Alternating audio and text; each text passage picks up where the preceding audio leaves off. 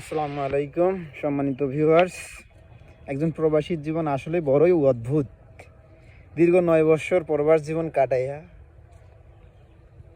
বাড়িতে আসিয়া আবার এই চাষবাস করা লাগে। একজন প্রবাসীর জীবন যে কতটা অসহায় একজন প্রবাসী বোঝে। একজন প্রবাসীর কষ্ট একজন প্রবাসী বোঝে। দেখেন, মাগরিবের আজান হয়েছে, প্রায় আনুমানিক আধা ঘন্টা হবে। জমিতে সেচ দিচ্ছি, পানি দিচ্ছি।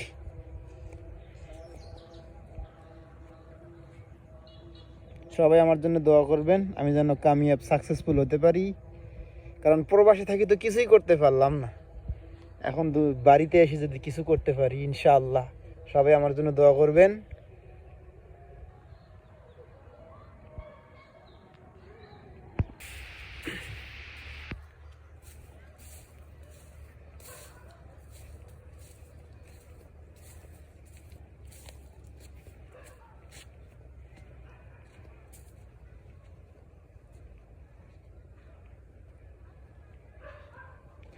আমার শস্য ক্ষেত্র,